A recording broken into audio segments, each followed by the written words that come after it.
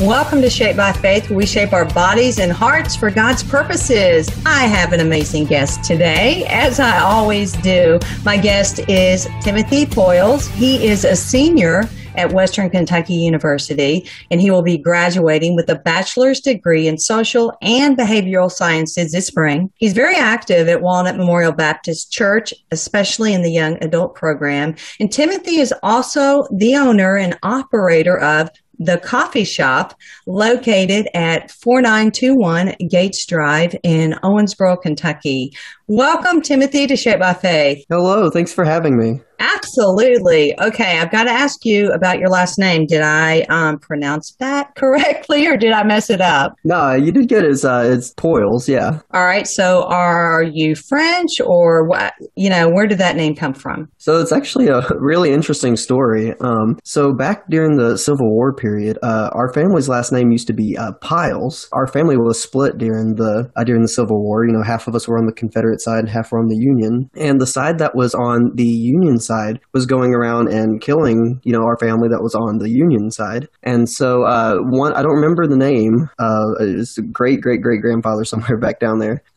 But he changed the last name to Poiles to make it sound French so that the Confederate family members couldn't find us. So we're actually not French at all, but that's why it sounds French. I love that story, and that's very smart of him to do that. I mean, who does that? And that's pretty neat. How did you find out about it, the story? So my grandfather, he really likes looking up family history. So him and I think his brother-in-law do a lot of research on our family history, and they've been gathering it for years. And they've done stuff like Ancestry.com and all that stuff. That's interesting. Okay, so we're going to ask our listeners, do you know what your last name means and where it came from? Maybe look into that. You might be surprised. Okay, so you are the owner of the Coffee Shoppe. Before we get into that, I would love to hear your background story of faith, maybe how you came to know Jesus Christ as your Savior. And I want to ask you, have you always walked by faith? I would say I definitely have not always walked by faith, for sure. It's really hard to walk by faith, and it's still, something that I'm working on and learning. But I was saved back when I was 6 years old. I just remember being at my house and just out of nowhere, it completely came out of nowhere. I just felt this heavy burden on my heart I'd never felt before. And I just started crying. Did not know why. And it just came to my head like, I'm lost. I don't know Jesus. I don't know if I'm, eternally secure or whatever. So I just remember sprinting to the back of the house where my dad was. And I just started crying and asking him, how can I be saved? What can I do? I feel like there's nothing I can do because, that's trying to be saved, I can't do anything. Mm-hmm. And so Dad sat down with me and was like, you're right. There is nothing that you can do, but Jesus can save you. We talked for a good 15, 20 minutes probably. And there in the bedroom with my dad, he led me to Christ. And I think a big part of that was because he used to read Bible stories to me every night before bed. And that was a really big, influential part of me coming to know Christ. And was my dad doing that for me. And I got baptized probably like 3 or 4 months later at Walnut. And and I've been trying my best to live for God ever since then. That's so special. Thank you for sharing that. Wow. My grandson last weekend, he kind of like, he didn't sprint. He kind of like was trying to get his way out of the pew. Like I saw him like kneeling on the pew and I thought, what is he doing? And he like quickly made his way to the end of the pew, jumped out and ran down to the front. It was, as his grandparent, as his Nana, I'm standing there just like teary-eyed. And then his father, my son-in-law, goes down there and he led him to the Lord. It's just a very special, special time. And I know that with my own grandchildren that their fathers and their mothers play an instrumental role in their faith. And like your father, they read them Bible stories and they talk to them about faith and about Jesus. And that's so important. I don't remember that as a child. That didn't happen with me. So it took me a little bit longer, Timothy, to turn my life over to Christ. I was 26, but how special. All right, so let's talk about your soon to graduate with a bachelor's degree in social and behavioral science. So what have you studied within this degree? So my degree is very different. So the actual degree is called interdisciplinary studies. I call that the degree that you get when you don't know what you're doing in college.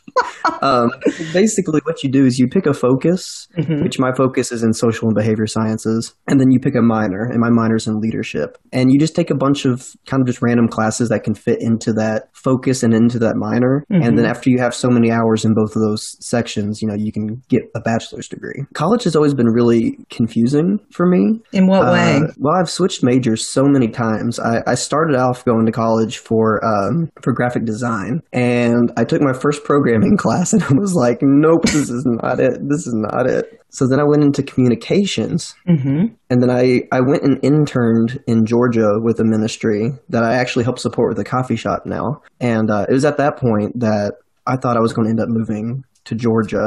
I felt like God was wanting me to move there. It was obvious that he wasn't, but I think that's just what I wanted more than anything. Right. Just because college had been just confusing, and I was like, I don't know what I'm doing. It felt like, well, maybe I don't need to be in college anymore. Maybe I should just move to Georgia and work there. And God very clearly showed me that that was not what I was supposed to do. And he got me out of possibly getting into a lot of financial debt by dropping out of college. And so he kept me in college, and it made me realize I didn't need to move to Georgia, at least not at that moment, and that I needed to go ahead and finish. And that's when I came across the interdisciplinary studies and was like, okay, so I can just take random classes and still get a degree, and then just wait and see what God wants me to do. So I'm getting towards the end of my college career, and I still don't know exactly what to do. And that's when the coffee shop opportunity came to be. And that's an awesome ministry, really, Timothy. You get to interact with so many people, not that you have to right then and there bring them to the Lord, but it can definitely open up that doorway to get to know others and then talk to them about your faith and what God has done for you. Because I know there's people that need to know about Jesus, and we need to be out there talking about him. So I think it's really neat that you opened up your own coffee shop. Now, with that Georgia ministry, how did you get connected with them? So my church, we've actually been down there a couple times for different, just little weekend trips to serve. My music minister and the guy, his name is Josh Davis, that runs the ministry. They were best friends in college, and so that's how they were connected. So the first couple times that we had taken trips down there as a church, that's kind of where I got connected, and I kind of was like, I think God wants me to do something down here, but I wasn't quite sure what. Turned out it was those internships. Okay. Well, he was definitely showing you, though, that there's possibility, especially within the ministry field. Okay, we need to take a really quick break here, Timothy. So we will be right back with more Shaped by Faith. So everyone stay tuned. Welcome back to Shaped by Faith. We shape our bodies and hearts for God's purposes. My guest is Timothy Poiles. He's a senior at Western Kentucky University, and he will be graduating soon. And he's active at his church, Walnut Memorial Baptist Church, with the young adult group. And Timothy is the owner, and he's the operator of the Coffee Shoppe located on Goetz Drive in Owensboro, Kentucky. Okay, you took this huge leap of faith in November of 2020, and you opened up your own coffee shop, right? Yeah, I did. Was it just a random thing where you thought, okay, that sounds good? Or, how did you know that God was leading you in this new business adventure? Yeah, so it was pretty out of nowhere. We're really good family friends with the salon owner, and she has wanted a coffee shop in her salon for years, but has never had an opportunity to do so. Okay. I was working at Starbucks last year, so I'd learned how to make coffee and what all the different meanings of the coffee is and all that, how to make it all. She asked me if I would be interested in opening a small shop in her business because she had one of the rooms open up, and I was like, wow, that sounds amazing. But I decided I would take a few days to just pray about it before I said yes, because that was a huge decision. I mean, it was still, COVID was still going about, and it's just like, how can I run a business when, with all the restrictions and all that, and I'd never done anything like that. So, I just prayed about it for a couple of nights, and it was just kind of one of those things where it's like, when you feel God is in it, you just kind of know that it's God. And, I kind of talked about this a little bit in the last segment, but I had considered moving to Georgia at one point, but I never felt completely right about it. But this time was completely different. When she asked me and when I had prayed about it, I mean, it just seemed like everything was just clicking and falling into place. Everything made sense. So I would say that's how I just knew that God was in it. I could just feel God in it. And it's important that you didn't give her an answer right then. Of course, it's so exciting, that you prayed about it and you took it before the Lord, because we're supposed to do that with anything and everything. And God definitely opened up that door for you. What's the name of the salon that you're in? It's called Knies Salon. Mm-hmm. All right. So can you tell us about that and the owner? And like you said, you have a good relationship with that family. So tell us about it in the shop. So the salon owner, her name is Tanya Howard, and her husband is the associate pastor at my church, Walnut Memorial. Oh, okay. And we actually first came together because back in middle school in 8th grade, me and her youngest daughter dated. Oh. And it was our first relationship, both of us. And it really didn't feel as much like a relationship as it did just, a really good friendship. Because it never went any further than that. And, we never stayed together, but like a year or so. But my mom and Tanya became best friends through that because, we were hanging out all the time together. And even after me and Tanya's daughter weren't together anymore, we still were really good friends, and we've still gone on vacations and stuff together as families. And so ever since then, we've had just those connections. And that's another really big thing, like another really big God thing that I've noticed, is because past relationships that I've had in my dating experience, I've always had, I guess, a lot of regret over. I kind of wish I hadn't started dating when I was so young.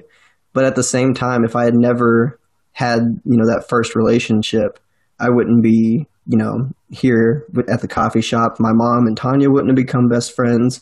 And it's just cool to see how God will still work through things that we even regret sometimes. Absolutely. You are so right about that, Timothy. He absolutely does. And,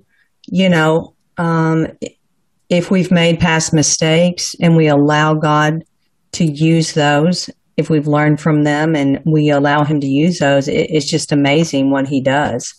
A lot of people turn their past into their testimony, and it's pretty awesome just to see what God does in a person's life. So how do the hair salon clients respond to having their own coffee shop? I mean, how awesome would that be?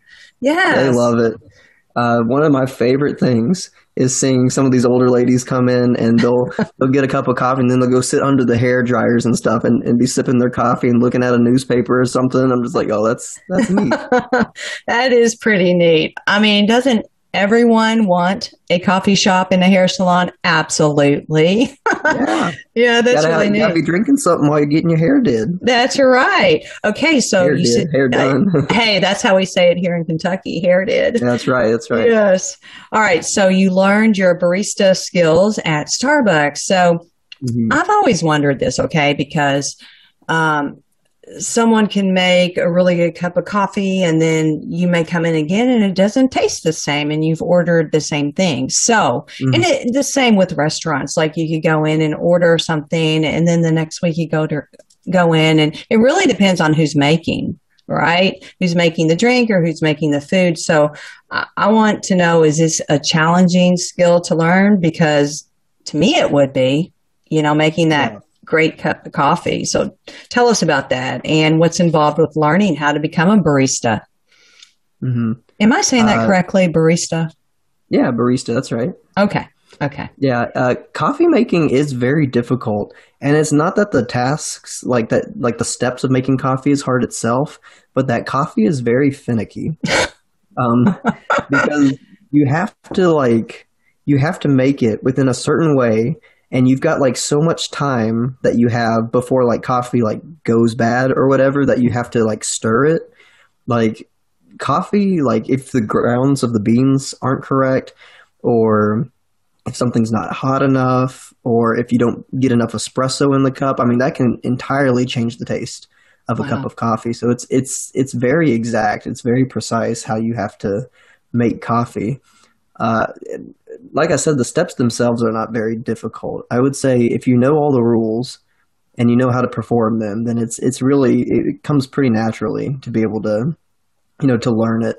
Um, I think the hardest thing is honestly steaming milk. You have to like hold it a certain way and then make it to Really? where the milk is like spinning. Like it's very exact, but it's not too bad once you figure it out. Okay. Well, to me, it sounds difficult. Gosh, I didn't know that the like things expired with coffee and if you didn't stir it and all of that. See, I mean, who knew? So, where do you get your coffee beans? So I get them from Big Turkey Foot. They roast beans locally here in Owensboro, Mm-hmm. and they get their beans from different places. The beans that I use are the Honduras beans, and so they'll get the beans from there and import it, and then they'll roast them here, and that's really cool. I'm all about supporting the local Mm-hmm. businesses and stuff, and they're really great people too. Can you educate us on the difference in beans? I mean, really, I know nothing about the difference of coffee beans. I just know I love coffee. Oh, right.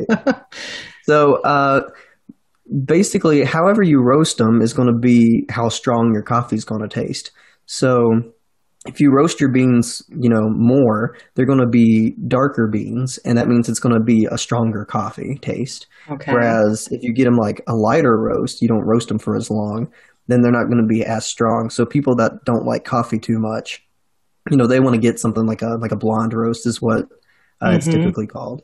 Okay. Well, let's take another break right here. And when we come back, we're going to hear more from Timothy and we're going to hear more about his coffee shop. So everyone stay tuned for more Shaped by Faith coming up next. Welcome back to Shaped by Faith, where we shape our bodies and hearts for God's purposes. Well, we are learning all about coffee beans from Timothy Poiles. He is the owner of the coffee shop located on Goetz Drive in Owensboro, Kentucky. Tell us again, Timothy, what salon you are located in. Yeah, it is Knis Salon. Okay. So let's talk about that. Let's say someone is not coming in for their hair and they just Mhm. want to come in for coffee. Is that okay? Is that all right Yeah, to it's do? perfectly fine. I Okay. actually have I've got my own door. It's still connected to the salon, but I do have my own Oh, door. okay. All right. Let's talk about what is on your menu. So, what can we expect? So I've got all sorts of different flavors. Ranging from like chocolate, white chocolate, caramel, vanilla, cinnamon, raspberry, uh, honey. I've got several different, quite a bit of different flavors, and then I've got some other like styles of coffee that you can order. So there's like lattes, macchiatos, americanos, all those fancy Yes. coffee terms. And then I've also got non-coffee drinks for people who aren't into coffee. I've got like hot chocolate, got Oh, chai tea lattes. mm-hmm. Um, I've got like this caramel cinnamon apple spice kind of drink. Yum. Yeah. That sounds good. Okay. So, what are some of your customers' favorite drinks? So I've actually got two popular drinks right now. It is the hazelnut, which is a caramel and hazelnut blend together, Oh, wow. and then a raspberry white mocha. Those have been my two popular drinks. Do you have a favorite drink? It's between the hazelnut and like a pumpkin latte. It'd be between those two. Oh, okay. So, what do you like most about being a barista, owning your own business, and meeting a lot of people? I would definitely say meeting new people has been a lot of fun. I would probably classify myself more of an introvert, so it's a little out of my comfort zone Mm-hmm. meeting new people. But this is really starting to uh, break me out of my shell, I would say. And every time I get new people come in, I get really excited now instead of nervous like I used to get. And Right. it's been fun hearing people's stories and hearing where they've been. And, I've had people that are like, they just drive around the country. I had one dude that like he was like biking across several states, and he just happened to come by, and that was really cool. Oh, that's So it's awesome. meeting a lot of people. Okay, so you are donating 10% of your revenue to Christian-based missions. Is that correct? Yep, that's right. Okay, so what led you to make this? I think it's a generous decision to give to missions. And I wanted to ask, what ministries does this impact? Mhm. So I truly believe with all my heart that in everything that you do in life, it should be honoring and glorifying to God. And I think that should be in every aspect of your life. And that's not something I've always done. And so when I opened up the shop, I was just like, I want this to be something that can be used to honor and glorify God. And, I want to be able to support different missions and stuff. And I just felt like, that was the best way, at least at the moment that I could see, that would be honoring and glorifying to God. Mm-hmm. And so the missions that I am currently raising for, and this varies based on the month and the need that I see, but Fireside Ministries, they are local and they support local churches. They've been able to help a lot of churches that have struggled with COVID. If a pastor gets sick or something, they can go in and fill in. Mm-hmm. And then Proskuneo Ministries, I mentioned this in the first segment. It's the ministry I worked with in Georgia, Okay. and they're near and dear to my heart. They go around the world, and their mission is to kind of have multicultural worship together with people from all around the world, just like how it will be in heaven. Mm-hmm. And so they've been to like Thailand, Sudan, and the Dominican Republic, and they meet a lot of people that way. And then the third ministry is Global Outreach. We've got several different missionaries from our church that go out there through Global Outreach. And one of the projects that Tanya was actually donating to when because she first was selling like just black coffee. Mm-hmm. Before I opened up the shop, she was giving all the proceeds to a well digging project there Oh, out in okay. Haiti.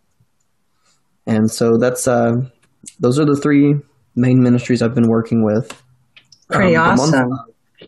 The month of March specifically, I'm raising for the situation in Myanmar right now. I don't know if you've heard I about do. that situation. My daughter used to be a missionary there for about 7 years, and they've recently moved back. So, yes. It's a really, really upsetting situation there. And some of the people that I've worked with at Proskuneo, they've got a lot of friends down there. And so I'm sending money their way so they can help the villagers that are being run out of their homes, help provide for them for food and shelter, water, whatever else that they need. Mm-hmm. All right. So, Timothy, what vision do you have for your coffee shop? I would really, really like to expand it into kind of an Owensboro staple. Mm-hmm. And the reason I want to do that is I kind of want the coffee shop to be a beacon of light in Owensboro. I feel like a coffee shop is the perfect place for people to come whenever they just need someone to hear them, or they just need a place of comfort to rest at. I want the coffee shop to be known as the place that serves Jesus and is there for people. Oh, I mean, that. making good coffee is important, Mm-hmm. but I think the best and greatest vision that I've got for it is that it is known as a beacon of light for Jesus. Isn't that awesome? And we should all be doing that, being a beacon of light. Okay, we've got to go, Timothy, but before we go real quick, give us your hours that you're open. Yeah, so I'm open Tuesdays through Fridays, and that is from 6:30 in the morning till 11, and then from 12 to 5, and then Saturdays I'm open from 10 to 3. Okay, well, I would love for you to come back on as a guest and check in with you in about 6 months. Okay, it's been so enjoyable speaking with you. Well, thank you so much. I've enjoyed speaking with you as well. Absolutely. And thank you for listening. I'm Theresa Rowe. Everyone have a blessed day. Bye.